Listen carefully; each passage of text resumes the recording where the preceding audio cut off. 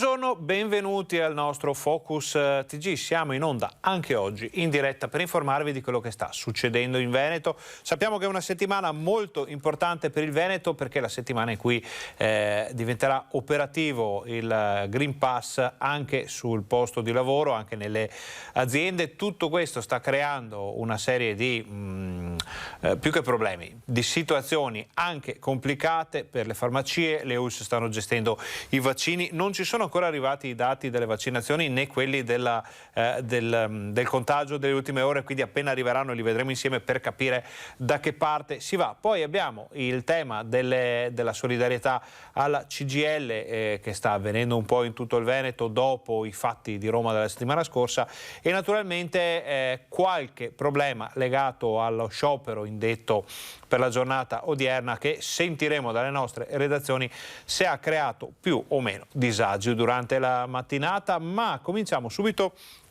con il giro dei collegamenti. Cominciamo da Vicenza, dove c'è la nostra Gabriella Basso che ci aspetta in centro storico. Mi pare di capire che stia suonando mezzogiorno, quindi conferma come sempre che siamo in diretta. Qui al Focus TG si fa tutto in diretta espresso. Sì, buongiorno Gabriella, campane a parte, come va da quelle parti? Sì, buongiorno a te Ferdinando e telespettatori di Rete Veneta. Forse magari conviene che aspettiamo qualche secondo, magari che termina lo scampanio del mezzogiorno che ha, come hai detto tu giustamente, dà l'idea proprio che siamo in diretta come sempre con il Focus TG tutti i giorni. Rete Veneta è sempre sulla cronaca e sulla notizia, perché parliamo di cronaca da Vicenza, intanto di un'operazione della Guardia di Finanza, un'operazione che prende spunto già da un'altra operazione avvenuta all'inizio di quest'anno e che ha visto implicate due società di Lonigo che praticamente cedevano il loro credito ad altre aziende sparse un po' in tutto il nord Italia, da Vicenza a Bergamo per esempio, o anche nel Veronese, insomma in tutto un po' il centro, il nord Italia. Cedevano il loro credito, che significava praticamente per tante aziende andare a coprire i propri debiti, e lo facevano facendosi anche pagare, cioè praticamente facendosi dare il 2% di quel credito che cedevano a queste società. Il risultato finale è che la Guardia di Finanza appunto è risalita a queste società e ha indagato 13 persone fisiche e ha ovviamente sequestrato beni per 3.800.000 euro, che è l'ammontare praticamente di quello che è stato il credito ceduto, una sorta di rottamazione, se vogliamo, del debito di queste aziende a scapito ovviamente dell'orario e dello Stato italiano, perché alla fine è una frode fiscale che vuol dire evasione fiscale. Gabriella, sappiamo che c'è anche un intervento piuttosto particolare da parte della Polizia Locale a Vicenza. Sì, infatti una storia veramente particolare che è successa in realtà il 6 di ottobre, ma è stata data solamente oggi, ed è la storia penso anche di particolare tensione e paura per una ragazza che si è vista inseguire dalla Riviera Berica fino praticamente al centro di Vicenza da una macchina di colore grigio che l'ha tallonata praticamente tutto il tempo, e lei è rimasta al telefono cercando aiuto da parte di amici. Questa praticamente è stata seguita fino a Viale San Lazzaro, quindi in città Vicenza, e quando è arrivata praticamente in un piazzale si è vista praticamente dietro sempre questa macchina, la persona è scesa, lei è rimasta chiusa dentro in macchina. Nel frattempo è sceso un amico che lei aveva contattato proprio per trovare aiuto, sentendosi appunto inseguita.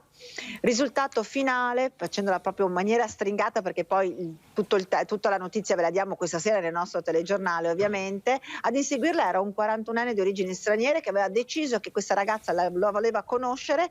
Lei ovviamente non aveva nessuna intenzione di conoscerlo e l'ha seguita finché appunto è arrivato dietro di lei, dietro la macchina. Poi la ragazza non voleva nessun tipo di approccio. Il tipo ha sgommato, ha colpito la macchina della ragazza e nel tentativo di uscire da questo piazzale ha colpito altre vetture. Alla fine la polizia locale, grazie alle telecamere, grazie a che è risalita la targa poi della macchina, ha trovato sia il conducente, questo 41enne di origini straniere, che la macchina che ha fatto tutti gli investimenti e ha danneggiato le macchine. Insomma, una storia non particolarmente bella per questa ragazza, che veramente deve aver vissuto momenti di puro terrore. Anche perché, Gabriella, si inserisce questa vicenda in un anno già pesantissimo per quanto riguarda la violenza sulle donne. Ricordiamo che la violenza non è mai solo quella fisica, ma è anche quella psicologica, quella morale, ci sono tanti tipi di violenza, di pressioni, nessuno di questi è accettabile. Sapere che questi atteggiamenti, se non reati, vengono perseguiti immediatamente, insomma, può far ben sperare per il futuro, anche se quello che è successo quest'anno, soprattutto in provincia di Vicenza e nella Pedemontana, insomma, lascia alquanto scossi. Prima di andare avanti, Gabriella, vediamo un servizio dalla redazione di Vicenza, lo vediamo assieme, poi quando torniamo chiudiamo con te con le ultime notizie da Vicenza, perché ad Arzignano nasce una vasca di laminazione anti-allagamenti. Acqua alta a San Bortolo. Ad Arzignano il quartiere si allagava ogni volta che le piogge cadevano particolarmente intense. Una storia che oggi si può raccontare con un bel "c'era una volta". Sì, c'era una volta, ma ora non c'è più. Non c'è più la paura di trovarsi l'acqua alle caviglie, perché il comune ha voluto rompere col passato e ha avviato i lavori per realizzare una vasca di laminazione in via Valle. È il terzo intervento che l'amministrazione insieme ad Acque del Chiampo mette in campo per ridurre, migliorare, risolvere il problema degli allagamenti di alcune vie laterali appunto di San Bortolo. I lavori iniziati in questi giorni verranno conclusi entro marzo del 2022. La soluzione individuata da Acque del Chiampo prevede la realizzazione di una vasca di laminazione con una capacità di invaso minimo di 1500 metri cubi d'acqua. Una volta in funzione, il bacino sarà in grado di assorbire le acque che altrimenti potrebbero allagare le strade laterali a via Valle. Poi, una volta terminata l'emergenza, le acque accumulate nel bacino potranno essere reimmesse nella rete idraulica attraverso un impianto di sollevamento. Insomma, presto gli allagamenti ad Arzignano saranno solo un ricordo. Torniamo dalla nostra Gabriella Basso che ci aspetta da Vicenza. Gabriella, ti do una notizia che arriva dall'ANSA, perché questa è la settimana, dicevamo, del Green Pass obbligatorio. Si discute molto anche sulla possibilità di estendere la validità del tampone a 72 ore, ma secondo alcuni medici, in questo caso Carlo Federico Perno, direttore della microbiologia dell'ospedale Bambino Gesù di Roma, allungare il tempo di validità dei tamponi per il Green Pass a 72 ore può essere un compromesso, ma parole di questo medico, potrebbe far perdere dei positivi. Allo stesso modo i tamponi fai da te non sono una soluzione, dice il direttore della microbiologia del Bambino Gesù, perché non arrivano dove si annida il Covid. Quindi la polemica, ma anche lo scontro di opinioni in questo caso mediche, non parliamo di fake news o di chiacchierate su Facebook, parliamo di addetti ai lavori, di medici che si espongono, potrebbe essere davvero complicata questa settimana. Abbiamo ricadute a Vicenza di questo tema? Guarda, è un tema che fa discutere sicuramente i vicentini, anche se sono tutti quanti favorevoli al Green Pass, al di là della durata di un tampone o altro, ma anzi diciamo che i vicentini sono proprio per il Green Pass da vaccino, chiamiamolo così, proprio per stringere l'argomento. Una questione che come ricadute più che altro dal punto di vista lavorativo delle aziende, perché chiaramente c'è il timore che non avere il tampone, non avere il Green Pass alla fine porti ad avere una riduzione della produzione con persone magari che rimangono a casa, quindi il tampone fai da te, diciamo, o comunque dei tamponi salivari fatti in azienda è un argomento che qui tiene molto interesse, soprattutto per quanto riguarda le aziende, ti dico. Per quanto riguarda la gente, i vicentini, la maggioranza è il Green Pass, possiamo anche discutere del suo valore o meno, ma di fatto serve per continuare a vivere. Gabriella, sappiamo che la vostra redazione se ne sta occupando, ce ne occuperemo con tutte le nostre redazioni durante la settimana perché ovviamente è argomento importantissimo. Adesso noi andiamo avanti con il nostro Focus TG. Se ci sono altre notizie da Vicenza non esitare a richiamarci, tutto il resto lo diamo nel TG Vicenza questa sera. Grazie, buon lavoro alla nostra collega Gabriella Basso. Adesso noi torniamo in studio perché è arrivata un'altra nota di agenzia sempre sulla faccenda del Green Pass. La UIL del Veneto dice se ne facciano carico i datori di lavoro, un'altra proposta che sicuramente causerà ancora scontri di opinioni, polemiche, prese di posizione durissime, ma per quanto riguarda il Green Pass chiediamo, dice il sindacato, che siano i datori di lavoro a farsi carico della spesa per i tamponi. Come UIL siamo a favore del vaccino, dicono dal sindacato, per rispetto della legge, ovvero del Green Pass. Tra pochi giorni chi non è provvisto a documentazione verde, come diceva la nostra collega, non potrà recarsi al lavoro. Quindi la richiesta del sindacato in questo frangente è se ne facciano carico i datori di lavoro.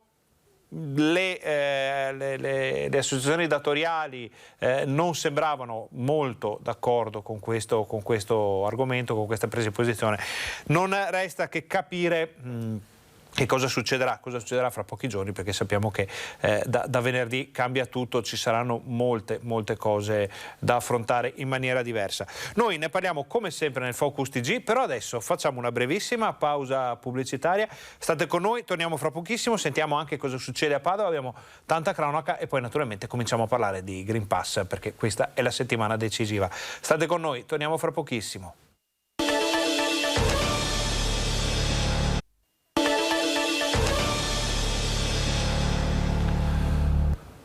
Buongiorno, bentornati al Focus TG. Siamo anche oggi in diretta, in onda, per informarvi di quello che sta succedendo in Veneto. Abbiamo già parlato con la nostra redazione vicentina, notizie di cronaca, un'importante operazione della Guardia di Finanza e una vicenda che si collega comunque in modo importante al tema della violenza sulle donne, violenza che ricordiamo non è mai solo fisica, c'è tanto altro dietro. Questo era un caso che poteva diventare complesso, pericoloso. L'intervento della polizia locale ha sventato qualsiasi altra possibilità. Ne parliamo come sempre in modo più diffuso con interviste, immagini e approfondimenti nel nostro TG Vicenza di questa sera.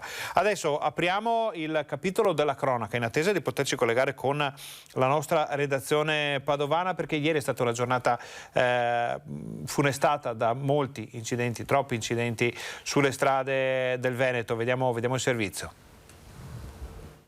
L'immagine del motore sbalzato dall'auto per oltre 10 metri racconta da sola la violenza dell'impatto che ha stroncato l'ennesima vittima sulle strade della Marca. Forse un colpo di sonno, una disattenzione accompagnata all'alta velocità hanno ucciso Bobota Katalin Kostatin, 22enne rumeno da tempo residente a Caerano.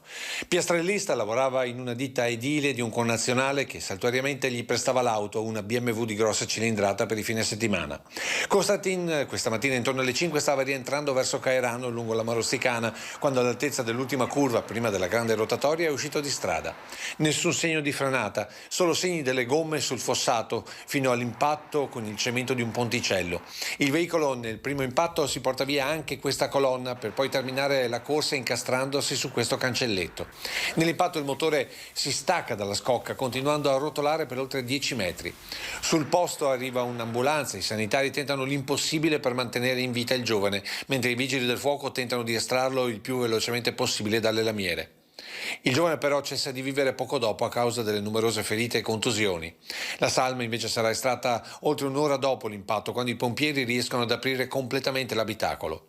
Per tutta la giornata c'è stato un via vai di amici, colleghi di lavoro e della comunità romena di Caerano, mentre i residenti chiedono maggiore segnaletica per questa curva che ha già mietuto diverse vittime. Il tratto di strada e la curva sarà già il quarto o quinto morto ormai negli anni. È una cosa normale, diciamo, purtroppo, sì. Ma basta un colpo di sonno qui? O forse... la velocità, un po' il bagnato per terra, un po' la distrazione, un minuto.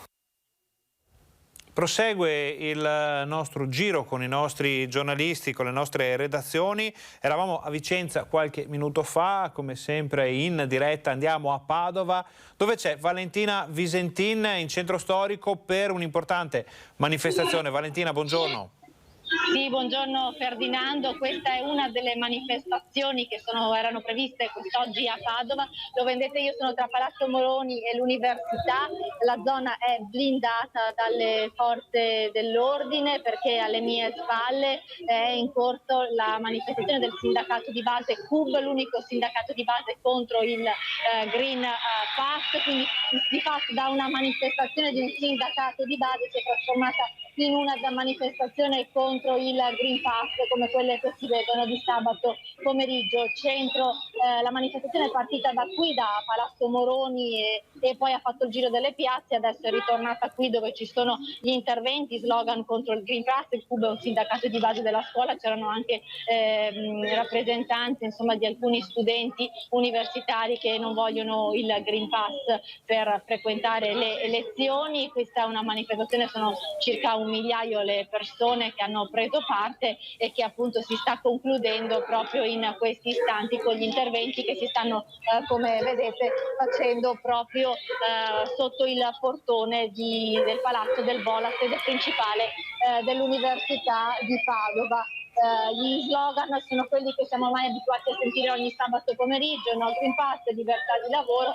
Una manifestazione sentita alla vigilia poi dell'introduzione del Green Pass nei luoghi di lavoro a partire dal 15 di ottobre. Ma come vi dicevo, questa non era l'unica manifestazione in corso a Padova, perché oggi c'è lo sciopero generale dei sindacati di base a cui ha aderito la DL Cobas, una manifestazione di tutt'altro tenore ed era contro i licenziamenti e si è svolta dalla stazione fino alla prefettura, si è conclusa pochi minuti fa, proprio per chiedere il blocco dei licenziamenti e visto che sono stati, secondo i dati a livello nazionale, 900.000 i lavoratori e le lavoratrici licenziate nel corso degli ultimi mesi a causa della crisi pandemica. Quindi 2 manifestazioni sindacali ma di tenore completamente diverso. Valentina, sappiamo che queste manifestazioni alzano un po' la tensione, la pressione anche sulla città di Padova. Che aria tira? Nel senso, sono manifestazioni accettate tranquillamente? Adesso abbiamo qualche problema di connessione, aspettiamo finché torna. Ecco, è tornata la linea. Sono manifestazioni accettate tranquillamente da Padova e dai padovani o c'è tensione? Naturalmente per quello che queste manifestazioni vogliono dire, ovvero opposte fazioni su temi delicatissimi in questo momento. Allora, ti dico solo che c'è anche il questore qui che ha presidiato in questa parte più centrale della città, c'era il questore e il vicario del questore a controllare che la manifestazione si svolgesse. I toni sono un po' più pacati rispetto a quelli che abbiamo visto durante i sabati delle manifestazioni no Green Pass. La gente guarda con sospetto, ovviamente ognuno è libero di pensare come vuole. Diciamo che questa è stata una manifestazione piuttosto ordinata, anche per i numeri non sono quelli che si registrano di sabato, ma per darvi proprio l'impressione, il polso della situazione, anche il questore è sceso in piazza oggi per vedere, per monitorare di persona l'andamento della manifestazione, perché come ben sapete c'erano state nelle settimane scorse motivi di tensione da parte dei commercianti che erano stanchi di vedere il centro di Padova completamente in mano dei manifestanti. Valentina, allora noi adesso vediamo insieme il servizio sulle manifestazioni di solidarietà alla CGIL per quello che è successo a Roma. Ti chiediamo di stare qui 2 minuti, 1 minuto e mezzo, tempo di vedere il servizio per chiudere poi il collegamento con qualche altra notizia al volo da Padova. Quindi vediamo assieme il servizio sulle manifestazioni di solidarietà alla CGIL. Intanto grazie per la vostra presenza, grazie per essere in tanti, molti altri sono nelle sedi mandamentali della provincia. Questa è la risposta del sindacato dopo l'assalto alla sede nazionale della CGIL a Roma di sabato. Ieri tutti gli uffici sono restati aperti. Una manifestazione spontanea in risposta agli scontri e alla devastazione del giorno prima.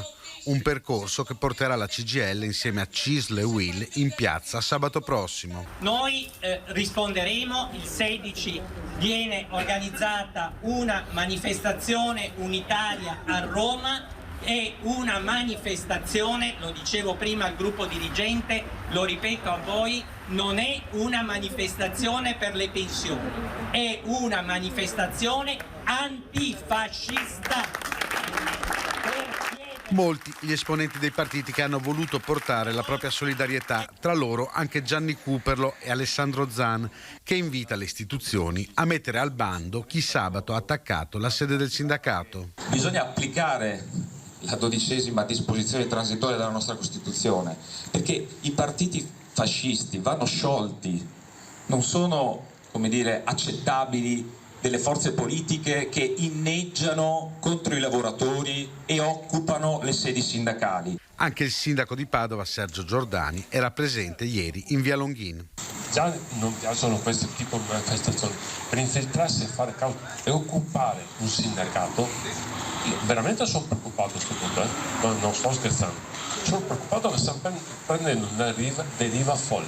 Per fortuna abbiamo due persone al vertice, parlo di Mattarella e Draghi, che hanno testa, perché questo non è un momento pericoloso.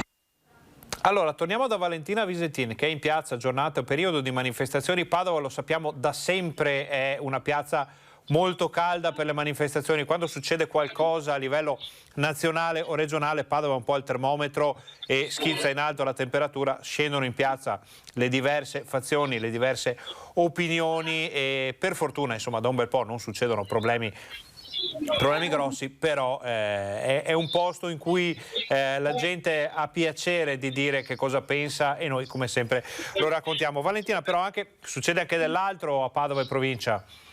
Sì, abbiamo la cronaca in primo piano, non so se avete già mandato i nostri servizi, c'è il bambino rapito e portato in Romania che sta attendendo di tornare a casa, ci sono dei problemi burocratici e poi oltre alla cronaca ovviamente la politica con i giorni subito dopo le elezioni amministrative, perché si stanno definendo le prime nuove giunte dei comuni al voto, già stata definita la giunta di Alvignasego, tra pochi minuti a Vigo d'Arzara invece ci sarà la presentazione della nuova giunta di Adolfo Zordana, il sindaco rieletto a Vigo d'Arzara. Nei prossimi giorni attenderemo di conoscere anche la giunta di Noventa e degli altri comuni un po' più grossi come Cittadella, mentre vi ricordo che appunto tra 2 settimane invece ci saranno le elezioni ad est per trovare insomma chi dei due candidati tra Roberta Gallana e Matteo Paiola poi si siederà e diventerà primo cittadino di Este. Valentina, grazie per queste informazioni. Naturalmente se ci saranno altre cose, notizie da raccontare da Padova, anche riguardo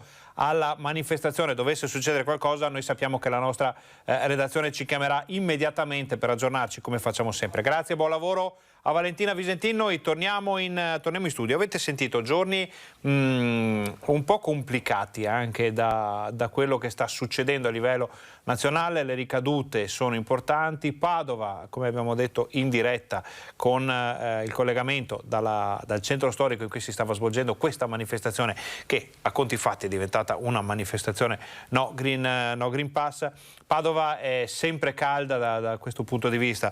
Abbiamo raccontato le molte manifestazioni che si sono svolte in centro storico per dire no al Green Pass, che hanno portato poi i commercianti a prendere posizione, quindi posizioni su posizioni, opposizioni anche forti, anche infuocate. Non è mai successo niente naturalmente di grave, però noi siamo sempre lì per raccontarvi quello che accade. Adesso, prima di andare in pubblicità, vediamo un altro servizio. Torniamo alla cronaca, perché c'è stato un altro incidente mortale nella zona nella provincia di Treviso. Una moto si è scontrata contro un'auto a Vazzola e lo schianto è stato fatale per un 26enne.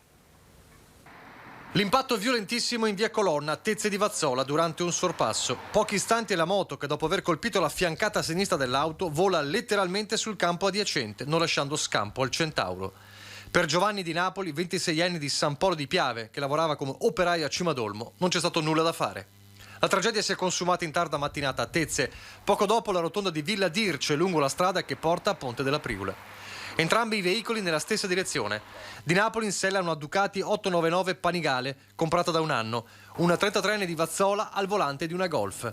150 metri dopo la rotonda, nei pressi di un incrocio, l'istante fatale. Il 26enne inizia il sorpasso, ma l'auto svolta a sinistra. Schianto inevitabile e avere alla peggio è l'operaio di San Polo. Sia la moto che il giovane vengono sbalzati su un campo, oltre la recinzione a bordo strada. Per il 33enne di Vazzola c'è solo il tempo di chiamare i soccorsi pur sotto shock, ma la corsa dei sanitari non può nulla contro la gravità delle ferite. E in poco tempo la notizia rimbalza in paese. Nel pomeriggio il via vai degli amici in via Colonna, gli stessi amici con i quali proprio stamane doveva trovarsi per fare un giro. Giovanni all'appuntamento non c'è mai arrivato, facendo piombare una famiglia e una comunità nello strazio di un'altra giovane vita persa sulla strada. Dicevamo, un fine settimana davvero doloroso, davvero pessimo dal punto di vista degli incidenti stradali. Adesso noi facciamo una brevissima pausa pubblicitaria, voi state con noi perché torniamo fra pochissimo. Sono arrivati anche i dati dell'emergenza coronavirus, quelli dei vaccini, abbiamo tanta cronaca recentissima da raccontare, poi parliamo anche di sanità e di Green Pass, quindi state con noi.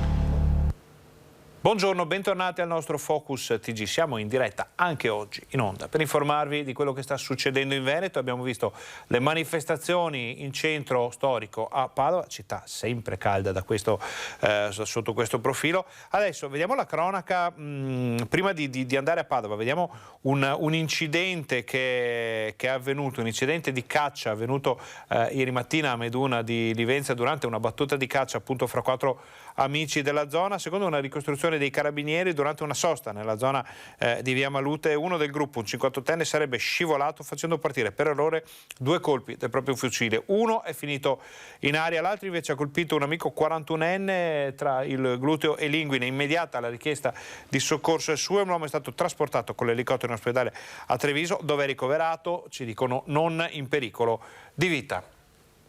Adesso andiamo a Padova con la cronaca. Tolti dal mercato 450.000 prodotti per la scuola potenzialmente pericolosi. Quasi 500.000 di articoli per la scuola potenzialmente pericolosi sono stati sequestrati dalla Guardia di Finanza di Padova. I finanzieri hanno individuato nei giorni scorsi un carico di articoli per la scuola, matite colorate, pastelli, acquarelli, pennarelli, evidenziatori con le sticche e gomme provenienti dalla Cina, destinati a una società leader nel settore operante nella zona industriale della città. I prodotti pericolosi, circa 450.000 pezzi, sono stati ritirati dal mercato mediante il sequestro finalizzato alla successiva confisca e avrebbero consentito un guadagno stimato di 150.000 euro. Il legale rappresentante della società responsabile della violazione è stato segnalato alla Camera di Commercio e ora rischia una multa di quasi 25.800 euro.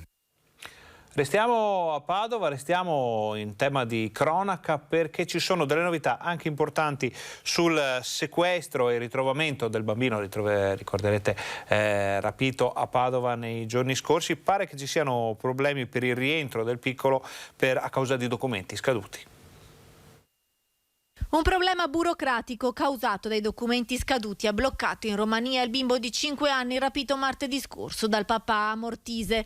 La mamma Alexandra Moraru, arrivato nel suo paese d'origine, al momento non riesce a tornare a Padova con il figlio. Il piccolo si trova ancora in una struttura protetta romena presidiata dalla polizia perché il padre, che lo ha rapito mentre stava andando a scuola, è stato visto girare all'esterno dell'istituto per minori.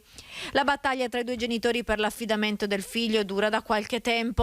Il padre via social chiede di poterlo vedere, la mamma però è troppo sconvolta dall'accaduto e ricorda anche un pericoloso episodio che ha portato alla custodia del piccolo alle cure materne. Intanto in procura a Padova prosegue l'inchiesta sul rapimento. Il piccolo è stato ritrovato giovedì in treno con il padre alla frontiera romena. Chiudiamo il capitolo della cronaca, pronti naturalmente a riaprirlo non appena dovessero arrivare notizie dalle nostre redazioni o dai lanci di agenzia. Apriamo invece la pagina di quello che è successo e delle ricadute in Veneto di quello che è successo a Roma solo qualche giorno fa con l'assalto alla sede della CGIL. Ne ha parlato anche il governatore Luca Zaia, che dice: abbiamo assistito a scene che non avremmo mai voluto vedere, soprattutto in un paese civile. Quello che è accaduto a Roma non ha nulla a che vedere con una manifestazione manifestazione democratica e con i diritti che devono essere garantiti a tutti di manifestare ed esporre le proprie idee, ma questa è stata tutta un'altra cosa. Così il Presidente della Regione Veneto Luca Zaia, che condanna l'assalto alla sede della CGIL. È stato, dice Zaia, un atto di guerriglia urbana, un'aggressione da condannare senza se e senza ma. Esprime Zaia la sua totale e incondizionata solidarietà alla CGIL e a tutte le persone aggredite. Non si può far passare, ribadisce il governatore, il principio che le manifestazioni si può andare con spranghe e bastoni e pensare che l'elemento su cui si può contare sia l'impunità, che ormai caratterizza, dice Zaia, questo paese per poter fare ciò che si vuole. Vedremo se riusciremo a raggiungere il governatore oggi per altre dichiarazioni più fresche su questo argomento e naturalmente anche sulla settimana del Green Pass. Andiamo avanti con questo tema perché da Treviso il sindacato, dopo l'assalto della CGIL, apre le sedie e dice: questa è una risposta alla violenza squadrista.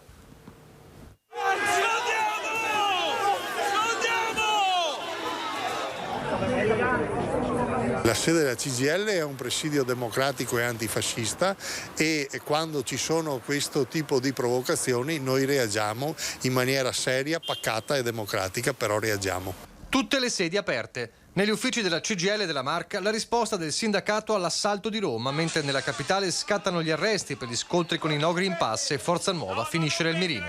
I fascisti ci sono, vanno perseguiti perché sono dei fuorilegge e bisogna applicare la legge perché queste persone a piede libero sono delinquenti malannosi.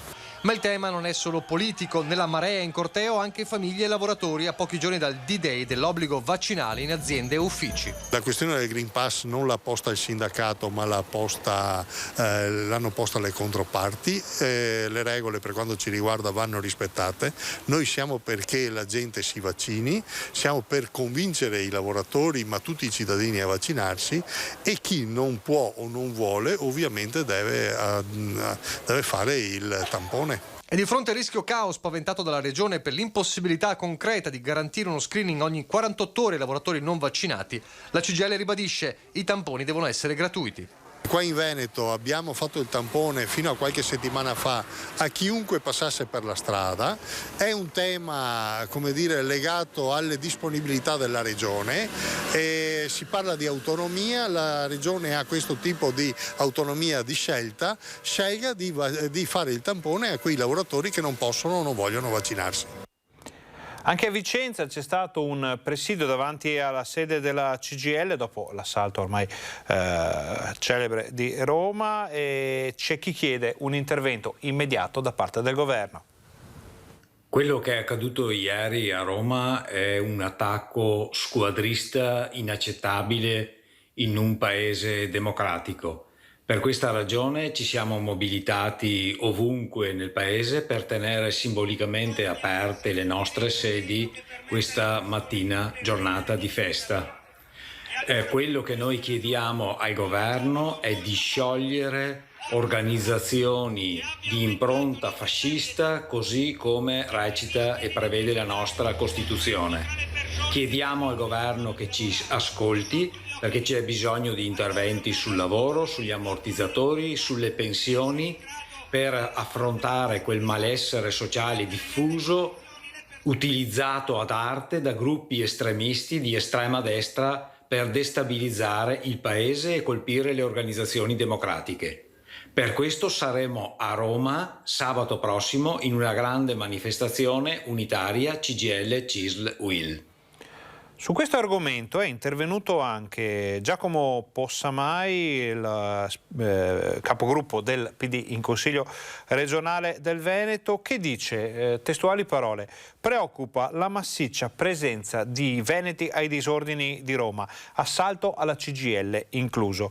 Circa 200 estremisti di destra, oltre 1 migliaio di no pass, praticamente un manifestante su 10, dice Possamai, proveniva dalla nostra regione. La matrice dell'azione è ben chiara: non c'è bisogno di conoscere nomi e cognomi dei denunciati per prendere le distanze e chiedere che nessuna forza politica conceda più alibi a queste persone. Lo afferma, dicevamo, il capogruppo del PD in Consiglio regionale Giacomo Possamai.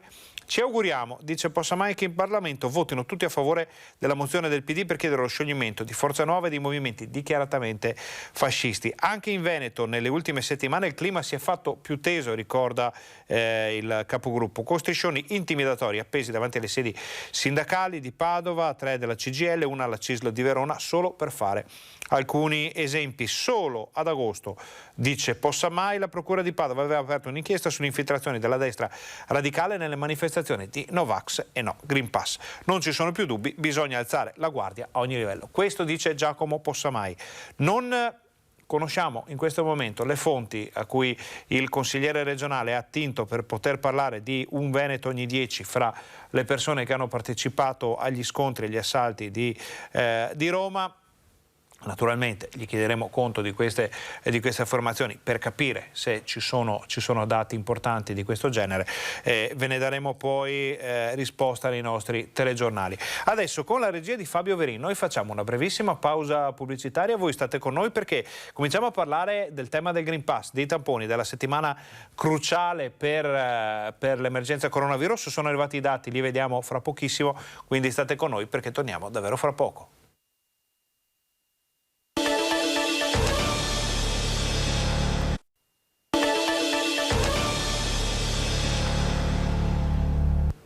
Buongiorno, bentornati al Focus TG. Siamo in diretta anche oggi in onda per informarvi di quel che succede in Veneto, e in Veneto succede che si comincia a parlare di tamponi per coprire quelle che sono le necessità legate all'avvio del Green Pass obbligatorio nelle aziende e sui luoghi di lavoro. Sono molte le aziende che pagheranno i test ai dipendenti pur di non rallentare la produzione. Però è una soluzione ovviamente impraticabile per il pubblico, che da venerdì in alcuni uffici sarebbe a rischio collasso. Ne ha parlato la nostra redazione trevigiana. Niente tamponi per chi lavora nella pubblica amministrazione. Mentre in Emilia quasi tutte le aziende metalmeccaniche hanno già annunciato che da venerdì pagheranno i test ai dipendenti, anche in Veneto sono diversi gli imprenditori che si dicono disposti a fornire e a fare i tamponi in azienda pur di non perdere i lavoratori. Del resto la vicenda di Livio Fasane, della sua azienda di autotrasporti che si fermerà da venerdì prossimo perché i conducenti non si sono vaccinati, è solo un esempio di quello che succederà da metà mese. Ma mentre per il privato, seppur ancora distante, ma una soluzione si profila, per il pubblico la fornitura di tamponi è proprio cosa proibita. Non è previsto per norma, si potrebbe incorrere in un danno erariale senza entrare nella dinamica politica che sia giusta o meno nei confronti di chi è vaccinato, no? Perché abbiamo anche questo tema. Non è percorribile che la pubblica amministrazione paghi i tamponi a coloro che decidono la strada del tampone piuttosto che quella del vaccino. A rimetterci in ogni caso sarà il cittadino, considerando che è più o meno del 10% la stima dei dipendenti pubblici non vaccinati. Ci troviamo già con organici compressi, con servizi, maggior carico di servizi in capo alle pubbliche amministrazioni. Ricordo il carico di lavoro di uffici di edilizia privata piuttosto che chi si occupa di bonus, facciate, 110%. Oggi già un carico importante che allunga i tempi di risposta. Io mi auguro che si riveda un po' la normativa messa in pista con alcuni correttivi. Necessariamente, purtroppo, i cittadini avranno dei disservizi. Su questo argomento torneremo di sicuro tutta la settimana, perché è un tema che certamente causerà anche parecchie divisioni, parecchi contrasti. Fra poco dovremo anche riuscire a collegarci con la nostra Vanessa Banzatto, che sta parlando con i vertici dell'UISL Pedemontana per capire anche nella zona del Bassanese, dell'altopiano dei 7 comuni, dell'Alto Vicentino in generale, che cosa sta succedendo con tamponi, vaccini e Green Pass. Ne abbiamo invece già parlato con Massimo Cacciari a Pieve di Soligo per il centenario di Andrea Zanzotto, e ci ha parlato anche degli scontri della CGIL. Sentiamo l'intervista. Sono degli scemi che si mettono drammaticamente dalla parte del torto, massacrando anche quelle ragioni che ci sono per contrastare le norme, gli interventi del governo in questa materia. I protagonisti degli scontri di ieri a Roma secondo Massimo Cacciari, che sottolinea come l'azione squadrista appanni completamente quelle che il filosofo ritiene giuste rivendicazioni. Vorrei sapere perché delle persone che hanno fatto il vaccino debbano fare a volte i tamponi. Cosa vuol dire? Che il vaccino non basta? E quindi cosa vorrà dire? Che ci sarà un vaccino 3, un vaccino 4, un vaccino 5, un vaccino 6, quindi qualcuno stabilirà che non c'è più l'emergenza? Lo si sa? O è ad arbitrio del governo stabilire quando l'emergenza finisce? E anche sul tema tamponi Cacciari lancia l'ennesima frecciata. Bisogna pagarsi i tamponi per lavorare. No, è chiaro che no, chiaro che da questo punto di vista è perfettamente giusto che chi va a lavorare e viene richiesto il tampone, è sacrosantemente giusto che questo tampone venga dato gratuitamente, mi pare evidente. Inevitabile il riferimento anche al Green Pass. Bisogna sempre partire dal presupposto che il Green Pass non è obbligatorio, quindi non posso essere penalizzato dall'azienda perché non ho fatto qualcosa che non è obbligatorio. L'azienda mi può licenziare se rubo e allora contrasto una legge definita, ma non se non vi vaccino quando il vaccino non è obbligatorio. Quindi è tutto un pasticcio micidiale. Che però alimenta estremismi di fatto autolesionisti. Non fanno altro che dare ragione a questo stato d'emergenza perenne che sta svuotando il Parlamento e massacrando alcuni principi fondamentali della nostra democrazia. E qui Cacciari lancia un messaggio chiaro alle istituzioni. È finita la democrazia? Non è che sia finita la democrazia per fortuna, queste sono stupidaggini, ma sono ferite a un rapporto tra cittadino e Stato, tra cittadino e governo, sono ferite che se continuano ancora per mesi e mesi a non essere sanate possono andare anche in putrefazione, certo, perché si inizia sempre da poco, si inizia sempre da piccoli segni. E poi anche le valanghe cominciano da un sassolino. Chiudiamo il tema sanitario nel quale rientra per ovvi motivi la vicenda dell'assalto alla CGIL di Roma e con i dati che ci arrivano dall'azienda Zero della Regione del Veneto. Li vediamo assieme grazie alla regia di Fabio Verin. Allora, sono quelli freschissimi arrivati questa mattina. Vediamo che ci sono 156 nuovi positivi riscontrati in Veneto. Ovviamente sappiamo che lunedì è sempre un giorno un po' a rilento per quanto riguarda questa colonna della tabella e poi i dati effettivi si vedono nei giorni successivi. Però il fatto che siamo a 9.439 casi attualmente positivi in Veneto è importante perché sta crollando veramente in modo verticale il numero dei positivi nella nostra regione. Positivi che sono stati 472.672 dall'inizio dell'emergenza coronavirus. 451.000 sono invece i negativizzati, purtroppo sono da segnalare anche 11.794 decessi. Scendiamo nella seconda parte della tabella che è altrettanto importante perché ci fa capire la pressione sulla sanità da parte dell'emergenza coronavirus sono dati veramente che fanno ben sperare per l'immediato futuro e per il medio termine, perché sono 198 le persone ricoverate in area non critica, di cui 146 ancora positive, 52 che si sono negativizzate. Parliamo proprio di tutto il Veneto. Sapere che in tutti gli ospedali del Veneto ci sono 198, meno di 200 persone ricoverate in area critica a causa del Covid, è un dato che, se messo a confronto con quello che accadeva nei mesi scorsi, nelle fasi più dure dell'emergenza coronavirus, ci fa capire che la direzione probabilmente è quella giusta. Sono 37 le persone ricoverate in terapia intensiva, di cui 30 ancora positive, 7 che si sono negativizzate, e anche qui sapere complessivamente meno di 250 persone a causa del Covid in ospedale, di cui solo 30 in terapia intensiva positive in questo momento, lasciateci dire, sta andando davvero bene. Addirittura sono 6 in meno, questo è un bilancio ovviamente in area non critica, non cambia niente in terapia intensiva. Vediamo per quanto riguarda i decessi, continua la coda di quel picco che abbiamo avuto nelle terapie intensive qualche giorno fa. Ci sono 2 decessi da segnalare. Questa era la situazione per quanto riguarda i contagi e la sanità.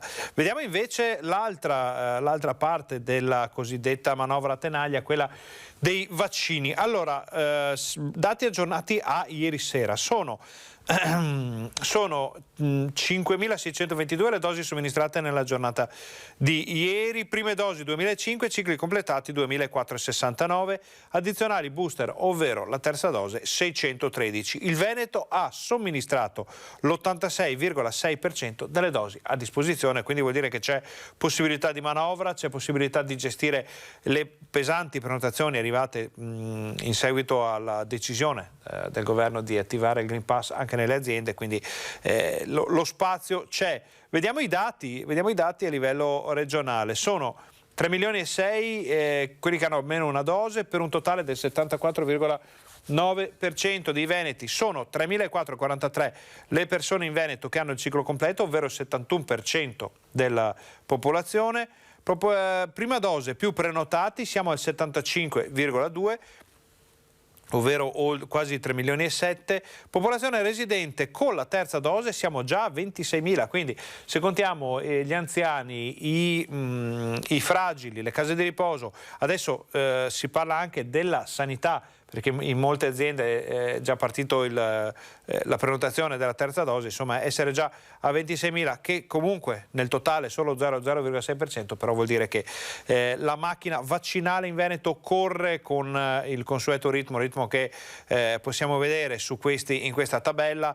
Con le fasce di età restano, ormai siamo sopra il 70%, 75% addirittura per quasi tutte le fasce d'età, a parte i giovanissimi. Per quanto riguarda la prima dose siamo sopra il 70% dai 40 anni in su per quanto riguarda la seconda dose ciclo completo, e vediamo che anche disabili e vulnerabili sono ben coperti. Queste sono le informazioni che ci arrivano dalla sanità del Veneto, informazioni importanti, decisamente positive. Ovviamente, questo lo ripetono tutti, anche le autorità, non è un libera tutti, non è finita, non ne siamo fuori. Se vediamo la luce ormai molto chiara in fondo al tunnel, però l'attenzione verso l'igienizzazione delle mani, le mascherine, attenzione agli assembramenti e tutto quello che ci va dietro, insomma, vanno ricordate ogni giorno. Abbiamo visto nel fine settimana molte manifestazioni sul territorio, alcune delle quali hanno richiamato tantissime persone, varchi all'ingresso molto spesso, cura nei confronti di chi entra con richieste di portare la mascherina, richieste di Green Pass. Molto spesso la decisione, quella ultima, è di non far esibire il Green Pass all'interno, però all'ingresso, ma dire attenzione, state entrando in un'area in cui è obbligatorio il Green Pass. Ci saranno controlli a campione. Chi viene pescato senza Green Pass, nonostante abbia detto sì ce l'ho, poi avrà dei problemi. Vediamo. Dobbiamo ancora avere i dati delle manifestazioni di fine settimana per sapere se ci sono stati problemi sotto questo profilo, se ci sono state multe, sanzioni o controlli. Vedremo poi nel pomeriggio se arriverà qualcosa. Ne parleremo nei nostri telegiornali di questa sera.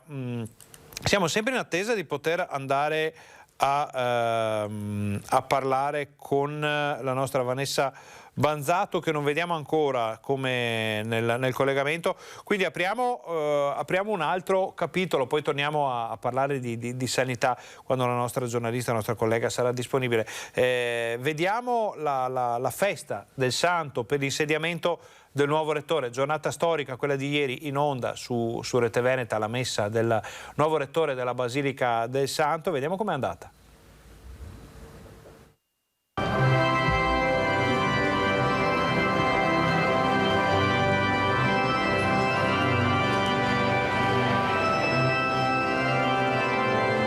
La solennità della fede per rispondere alla chiamata ad una missione di grande responsabilità. Nella Basilica di Sant'Antonio, il giorno dell'insediamento ufficiale del nuovo rettore, padre Antonio Ramina, nominato da Papa Francesco dopo il capitolo dei frati conventuali.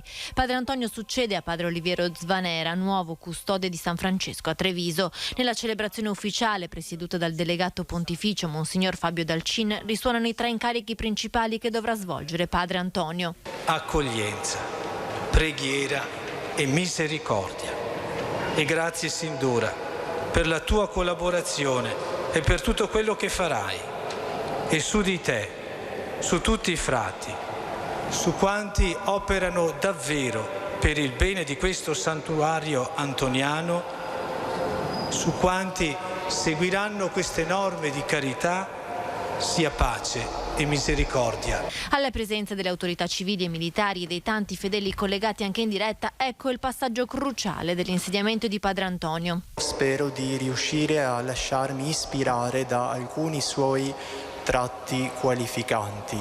E il primo tratto qualificante di Sant'Antonio direi questo, è con la sua grandissima capacità di non dire parole a caso, ma di dire parole che contano e che nascono dal suo silenzio, dal suo ascolto della realtà, dalla sua preghiera. Il secondo tratto qualificante che mi sento di ricordare di Antonio è la sua ostinata, fortissima vicinanza a tutte le persone che sbagliano. Sbagliare e saper ricominciare. Padre Antonio ha ricordato poi la capacità di Sant'Antonio di essere sempre vicino agli ultimi, ai poveri e agli oppressi, e ha ricordato soprattutto l'importanza della preghiera. Mi affido dunque all'intercessione di Sant'Antonio, di questo santo dal volto accogliente, coraggioso, ospitale, aperto, e mi affido alla preghiera di ciascuno di voi. Grazie a tutti voi.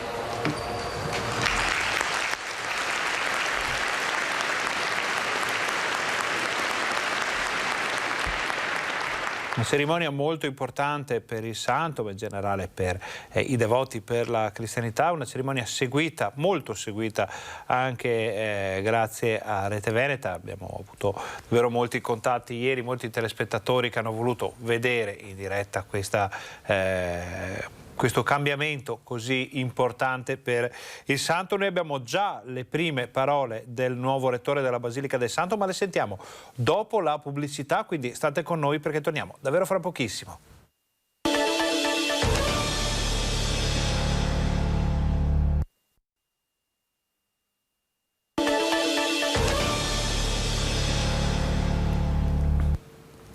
Buongiorno, bentornati al nostro Focus TG. Siamo in diretta anche oggi in onda per informarvi di quello che sta succedendo in Veneto. Abbiamo parlato prima lungamente della situazione del Green Pass, dei vaccini, dei tamponi, di questa settimana così particolare che comincia ma arriverà al suo culmine alla volta di venerdì, quando, 15 ottobre, diventerà obbligatorio il Green Pass per chi lavora nelle aziende, per tutti i lavoratori, anche per i prestatori d'opera che entrano nelle aziende. Ne parliamo con Vanessa Banzato, che è al punto vaccini dell'ULSS 7 Pedemontana, e ha come ospite Antonio Di Caprio. Buongiorno Vanessa.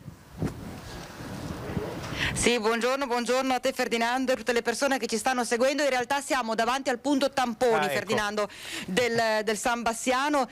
Sì, il punto tamponi perché in attesa proprio dell'arrivo di questo 15 ottobre, come hai appena annunciato tu, in cui il Green Pass sarà obbligatorio per chi lavora, insomma dovranno presentarlo tutte le persone che lavorano dal 15 ottobre in maniera obbligatoria. Cerchiamo di capire assieme al direttore sanitario dell'ULSS 7 Pedemontana, Antonio Di Caprio, com'è la situazione qui per quanto concerne appunto la richiesta di tamponi e più che altro anche capire quanto e se è aumentata invece la richiesta di vaccinazioni. Sì, buongiorno a tutti. C'è un po' di preoccupazione su quello che può essere ovviamente l'avvicinarsi del 15 ottobre, nel senso che anche andando a ipotizzare un aumento della capacità produttiva di tamponi nelle sedi aziendali, sicuramente noi non riusciremo a garantire una possibilità di garantire un tampone a tutti quelli che non si sono vaccinati. Parliamo del 25% della popolazione e limitatamente all'età produttiva, ovvero a quelli che sono dei lavoratori, e parliamo di oltre 40.000 persone sulle due sedi distrettuali, quindi anche ipotizzando che una quota parte necessiti di tampone, ovviamente noi non abbiamo una capacità produttiva tale da poter garantire un tampone a 15-20.000 persone, vuol dire chiudere delle parti dell'ospedale, chiudere delle strutture territoriali per far fare solo questo ai nostri operatori, e non è corretto ovviamente.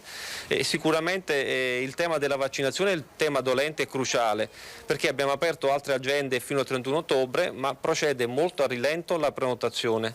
Ad oggi abbiamo soltanto 800 prenotazioni a fronte di 18.000 posti, quindi probabilmente si è un po' raggiunto il cut-off di quella che era la soglia delle persone convinte che credono nella vaccinazione. Adesso ci troviamo davanti a quella fascia di scettici, di perplessi, che comunque non si vaccinano e che comunque cercano una modalità alternativa, obbligata ovviamente dalla norma nazionale, di dover trovare un'altra soluzione, che ovviamente può comportare una crisi per il nostro sistema sanitario. C'è anche da dire come anche le farmacie stanno dando il loro contributo importante, ma anche loro sono circa 90 quelle aderenti su 113 sul territorio aziendale, però più di 1500 tamponi al giorno non riescono a garantire. Noi anche attivando delle linee aggiuntive nei centri vaccinali riusciamo ad avere una quantità aumentata di tamponi, ma in totale con 4.000-5.000 tamponi al giorno comunque non riusciamo a garantire quello che è un eventuale fabbisogno di persone che ogni 48 ore necessitano di un Green Pass. Stiamo ovviamente anche lavorando nel migliorare il collegamento informatico tra il referto negativo e l'emissione del Green Pass. Tanti utenti ci segnalano, hanno segnalato anche problematiche di questo tipo su una latenza che intercorre dal tampone negativo al rilascio del Green Pass.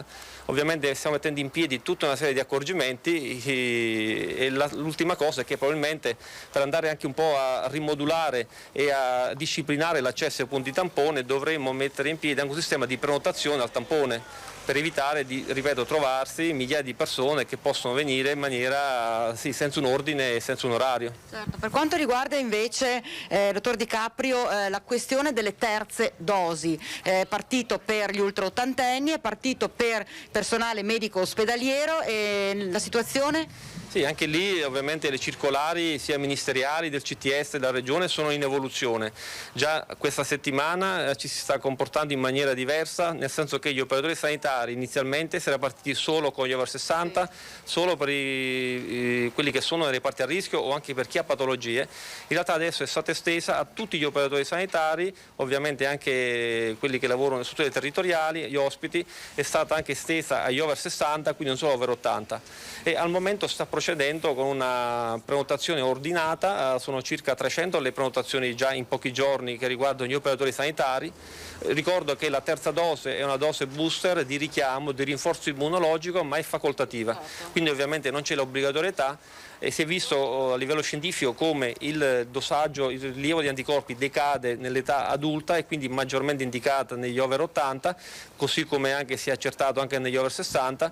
Al momento insomma, stiamo procedendo con delle agende di prenotazione ordinate su queste fasce di popolazioni. Ecco, si parlava prima di questo 15 ottobre, appunto la domanda era se avevate riscontrato un aumento di richieste di prenotazione vaccinale. C'è da dire che però in base alla sua risposta l'ULS 7 risulta tra quelle con il più alto numero di persone non vaccinate ancora.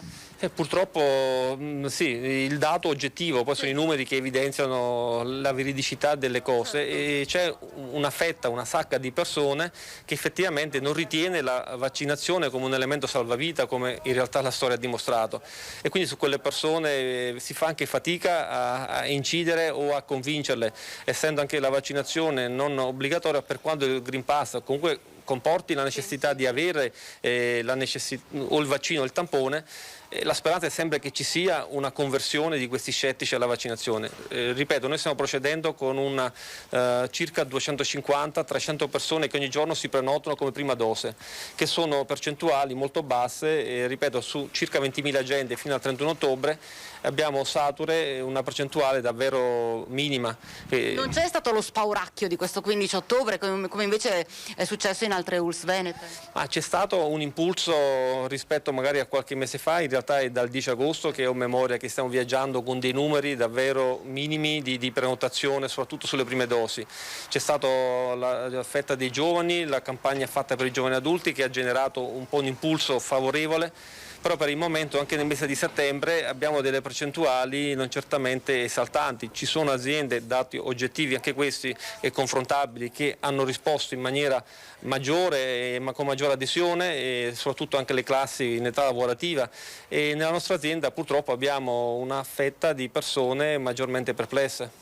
Uno zoccolo duro, avete sentito Ferdinando, uno zoccolo duro di persone che al momento hanno deciso di non approcciarsi appunto alla vaccinazione e intanto però c'è il rischio, come ha detto poco fa il direttore sanitario, il dottor Di Caprio, che ci sia questa congestione. Lei ha detto anche addirittura fuori dal microfono prima: non vogliamo che l'ospedale diventi un tamponificio, perché il rischio è questo in realtà, che anche tanti operatori, infermieri e medici si trovino poi a dover soltanto far tamponi.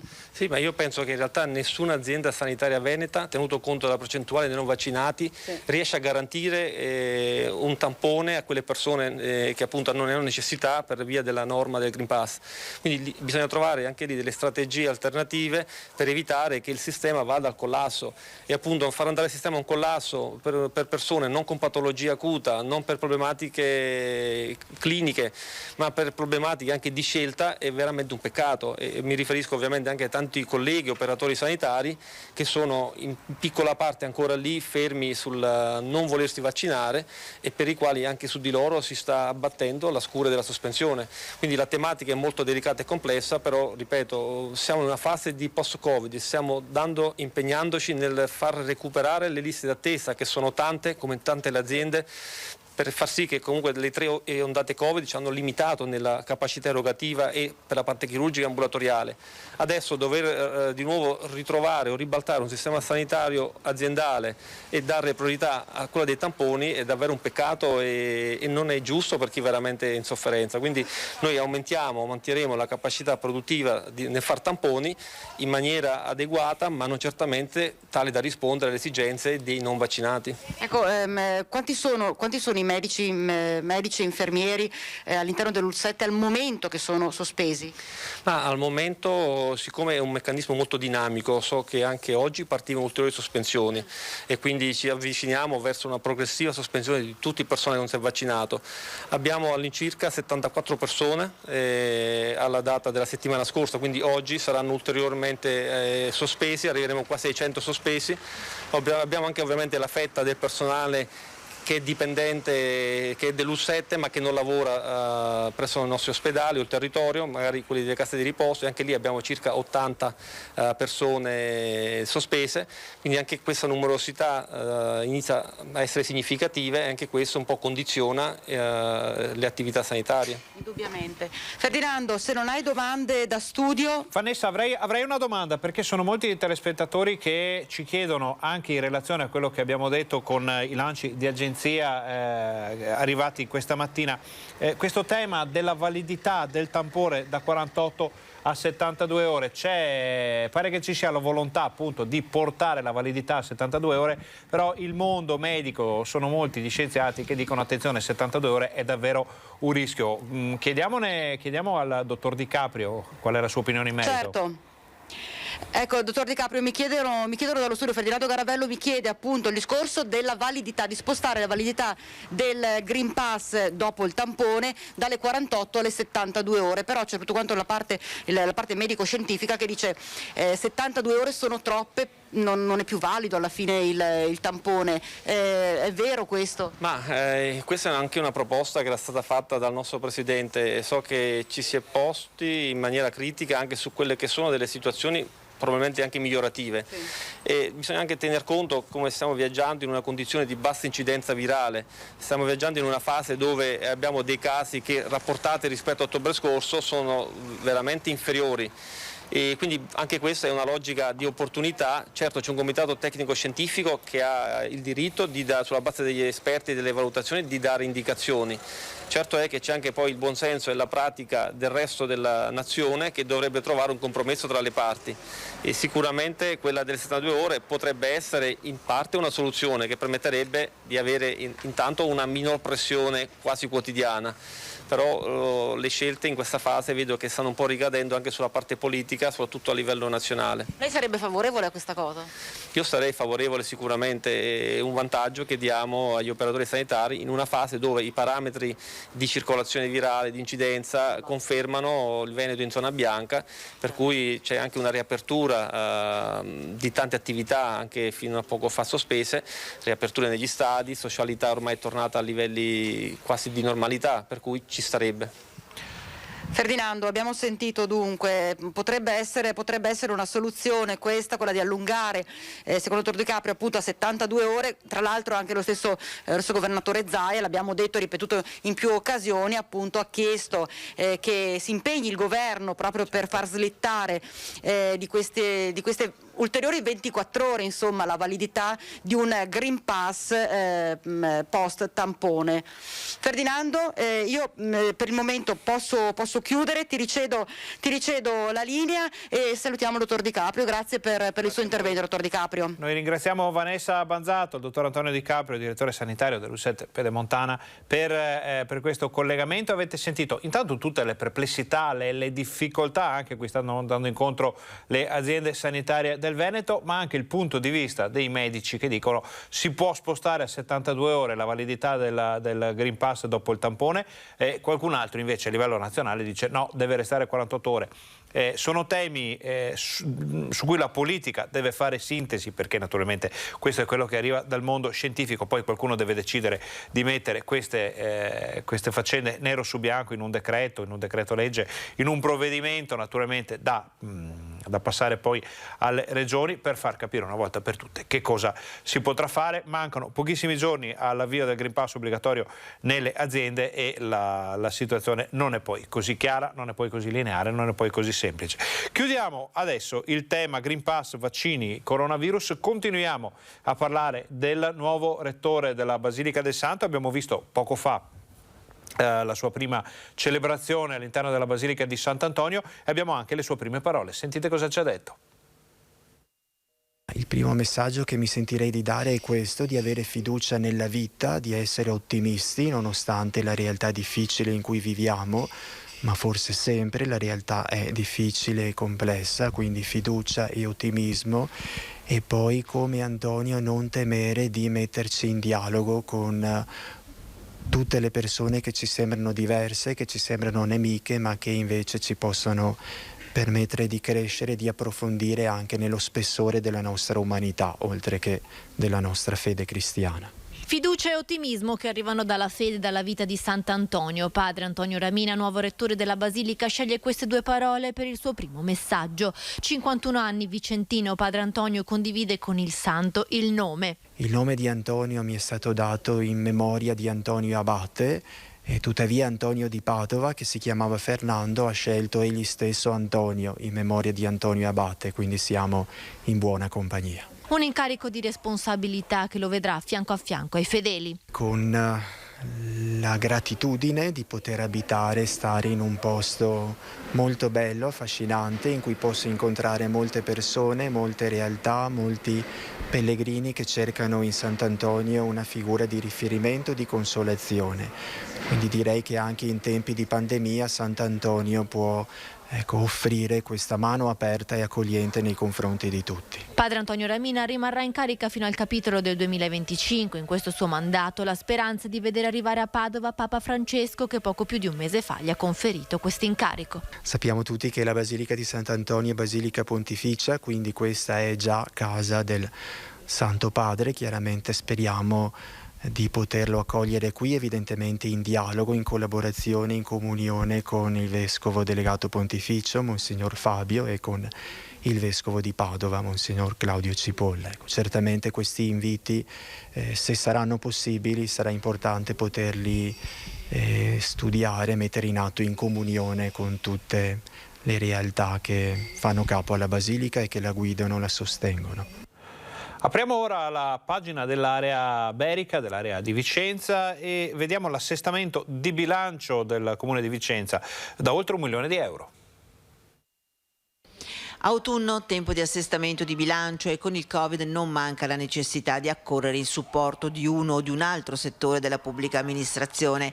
Così la Giunta di Palazzo Trissino, sede del Comune di Vicenza, ha approntato una manovra da €1.100.000, di cui oltre 700.000 vanno per aiuti post-Covid. Mettiamo quasi €400.000 nel settore delle mense, e questo è un settore che maggiormente ha sofferto per le difficoltà Covid. Un aiuto che va a coprire tutte quelle prescrizioni dettate dalla pandemia che sarebbero state a carico delle famiglie, aumentando il peso economico della retta della mensa. Stanziamenti sono andati anche in supporto della cultura e dell'emergenza freddo. Per le associazioni sportive 80.000 euro, anche questo in aiuto periodo Covid alla loro ripartenza, per far sì che non ci sia un aumento delle quote sportive a carico delle famiglie, ma in questo caso il comune compartecipa. Con uno stanziamento di 20.000 euro si sostiene il passaggio del Giro ciclistico del Veneto per il centro storico e Monteberico di mercoledì 13 ottobre, un'occasione per veicolare l'immagine di Vicenza tra i moltissimi appassionati di questo sport. Nel documento compaiono per la prima volta anche le entrate che il Comune stima di poter ottenere dallo Stato nell'ambito del PNRR, il Piano Nazionale di Ripresa e Resilienza. Macro ambiti su cui l'amministrazione intende investire: la digitalizzazione e sicurezza informativa dei servizi istituzionali e l'innovazione tecnologica per i servizi culturali e turistici. Operazione contabile che va di pari passo con la progettazione degli interventi, creando le condizioni per recepire velocemente i fondi non appena saranno disponibili. Infine, attraverso il bilancio ordinario si va a sostenere la vocazione culturale e turistica di Vicenza, promuovendo il percorso di candidatura a Capitale della Cultura 2024 e facendo fronte alle spese di riapertura delle gallerie di Palazzo Thiene. Restiamo a Vicenza per una proposta definita legge di civiltà. La salute è un diritto di tutti, giovani, anziani, uomini, donne, benestanti e senza tetto. Già, senza tetto, un concetto che oggi viene rilanciato da Giacomo Possamai, che porta questa battaglia di civiltà in una regione all'avanguardia come il Veneto. Tutti hanno bisogno di un medico di base, tutti lo diamo per scontato, ma non tutti, purtroppo, ce l'hanno. Questo è un tema grandissimo, perché? Perché oggi ci sono sempre più persone, anche cittadini italiani, che si ritrovano senza lavoro, che si ritrovano magari ad avere un'impresa che è fallita e quindi si ritrovano senza una casa e si ritrovano per strada. Queste persone in alcuni comuni ottengono una via fittizia e quindi un'assegnazione poi di un medico di base, ma ce ne sono tanti che sfuggono a queste maglie e che quindi restano senza un medico. Provate a pensare che cosa significa. Significa che ogni volta che stanno male devono andare al pronto soccorso e soprattutto che si interviene spessissimo troppo tardi. Il problema del medico di base per i senza tetto è paradossalmente un problema che riguarda innanzitutto i clochardi italiani. Riguarda i cittadini italiani perché in realtà, per esempio, i rifugiati hanno un'assegnazione di un medico legato al fatto che sono in quel momento sotto tutela dello Stato tramite le cooperative, mentre in questo caso un cittadino italiano che si ritrova per strada e che non ha una fissa dimora resta senza medico, perché non avendo più un indirizzo di casa, senza l'indirizzo di casa, senza l'iscrizione all'anagrafe, non c'è più l'assegnazione a un medico. Insomma, in Italia nel 2021 può accadere anche questo e in tempi di pandemia la questione diventa ancora più grave. Pensate solo che per fare un tampone ci vuole una prescrizione del medico e che quindi chi non ha un medico di base non può effettuarsi un tampone. Capiamo anche nella gestione della pandemia quanto questo sia importante. Medici di base per i senza tetto, una battaglia che ci sentiamo di sposare. La stessa Costituzione italiana, al primo comma dell'articolo 32, lo dice chiaramente. La Repubblica tutela la salute come fondamentale diritto dell'individuo e interesse della collettività e garantisce cure gratuite agli indigenti. Quindi bene fa Giacomo Possamai a portare la questione in Consiglio regionale Veneto. È una proposta di legge regionale, in Emilia-Romagna è già stata approvata all'unanimità da tutto il Consiglio regionale, maggioranza e opposizione insieme, e il nostro auspicio è che la stessa cosa avvenga anche in Veneto. Parliamo dello sciopero dei trasporti attualmente in corso. Sono 127 i voli cancellati, questo non riguarda il Veneto perché riguarda gli aeroporti di Genova, Roma, Trieste e Torino. È stata chiusa anche l'autostrada a Napoli. Al momento non ci risultano situazioni di disagio o problemi grossi causati da questa iniziativa, da questa manifestazione nella nostra regione. Vedremo se da qui alla fine del nostro TG alle 13:30 ci saranno variazioni. Andiamo ancora a parlare di Vicenza, ma sotto un altro punto di vista, quello della capitale della cultura 2024. Candidatura Vicenza, capitale della cultura 2024. Continua la strada di avvicinamento del capoluogo vicentino. 19 ottobre la consegna dei progetti. Intanto l'amministrazione comunale di Vicenza, attraverso un protocollo, coinvolge in questo cammino anche i comuni del Vicentino. Noi possiamo utilizzare il loro stemma, quindi dare proprio sostegno alla città di Vicenza, però loro si impegnano anche e possono utilizzare il logo di candidatura, possono proporre delle iniziative e poi si impegnano nel 2024, qualora dovessero vincere, ad avere almeno un'iniziativa in ognuno del loro comune. Sono già il 50% dei comuni del territorio vicentino ad aver aderito e già attivi nel proporre progetti. Dai comuni alle aziende il coinvolgimento in questa ambiziosa candidatura è trasversale, come in una sorta di fabbrica diffusa in senso palladiano. Noi vogliamo proprio trasmettere il concetto che prima si crea, prima si pensa, prima si ragiona su quella che è un'iniziativa umana, e questo è anche il percorso che fa la cultura. Non è solo il percorso dell'impresa, ma anche la cultura parte dalla sensazione di un bisogno e dalla necessità di soddisfare quel bisogno. Una sorta di metafora di fabbrica evoluta italiana, in grado di produrre cultura e comunità, capace di mostrare i suoi processi creativi e innovativi, di favorire la collaborazione tra imprese e territori, essere accogliente e attrattiva a livello nazionale e internazionale. Non solo dunque un mettere in mostra quelle che sono le bellezze artistiche e culturali consolidate come la Basilica Palladiana piuttosto che il Teatro Olimpico, ma arrivare ad un miglioramento dell'offerta culturale, della crescita, dell'inclusione sociale, arrivando ad una destagionalizzazione delle presenze, l'uso di nuove tecnologie ed un coinvolgimento delle giovani generazioni al miglioramento dell'accessibilità. Tutto questo passa anche dal mantenimento del patrimonio culturale, architettonico, storico della città. Sono stati aggiudicati i lavori di restauro delle selle di Parco Querini. I lavori di consolidamento statico e il restauro conservativo della torretta del Belvedere di Parco Querini sono stati aggiudicati. Dalla consegna del cantiere, prevista nelle prossime settimane, l'impresa avrà 300 giorni di tempo per consegnare l'opera conclusa, dal costo complessivo di oltre 200.000 euro. L'intervento si è rivelato particolarmente complesso e delicato. Le nuove funzioni previste dovevano rispettare il vincolo di salvaguardia dei muri perimetrali, che saranno rigorosamente restaurati secondo un canone conservativo. La parte innovativa invece del sistema architettonico sarà costituita da una scatola di acciaio inserita nella torretta, che consentirà di accogliere l'ingresso e il locale dei custodi, con funzione di presidio e di controllo degli spazi. Per il Belvedere, che conserverà la sua struttura principale, è previsto un intervento di consolidamento, pulizia e restauro per preservarne l'integrità, occasionalmente accessibile per visite guidate.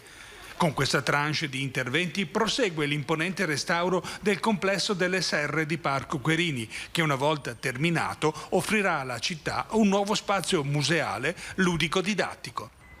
Abbiamo visto come il Veneto sia ripartito, ogni regione, ogni provincia, dalle proprie peculiarità, ogni città dalle proprie radici, dalle proprie tradizioni. Ripartono anche le fiere e per esempio riparte quella di Arsego, una delle più antiche.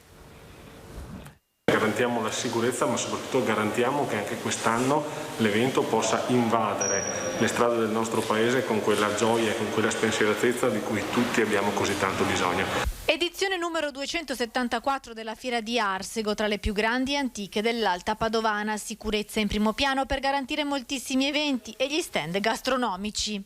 Posso anticiparvi che torna l'Expo, uno dei punti forti della nostra Fiera di Arsego da sempre. Ci sarà il tradizionale mercato del bestiame, ci sarà un grandissimo Luna Park, ci sarà un mercato con più di 300 bancarelle, ci saranno gli stand gastronomici con le pietanze tradizionali, ci sarà il mercato dello street food, quindi ci sarà veramente ogni cosa. Tra le novità l'area Mercatorum con i figuranti medievali e Agrifarm, dove i bambini potranno salire sui pony. Per accedere alla fiera è necessario il Green Pass e ci saranno controlli a campione nell'area della Kermesse. Anche la Fiera di Arsego sarà accessibile solo alle persone munite di Green Pass, ovvero con il vaccino fatto nei giorni prima dell'evento, come previsto da legge, oppure con il tampone fatto nelle farmacie o nei punti ospedalieri, e quindi con il classico Green Pass con cui entriamo tutti i giorni al ristorante o con cui entriamo in tutti i posti dove è previsto. Previste previsti anche i controlli ai varchi con il contapersone che segnalerà la capienza massima di presenti all'interno dell'area della fiera. Imponente il dispositivo di sicurezza con oltre 100 persone impegnate tra volontari di protezione civile e agenti di polizia locale. Questa era l'ultima notizia del nostro Focus TG di oggi. Non ci sono arrivate notizie importanti dalle nostre redazioni negli ultimi minuti, quindi possiamo chiudere questa edizione. Ringraziamo Fabio Verini in regia, ringraziamo tutti i colleghi che ci hanno permesso di portare a casa vostra le notizie della mattinata. Tutto il resto lo vediamo nel TG Bassano, TG Vicenza di questa sera su Rete Veneta. A voi auguriamo un buon pomeriggio.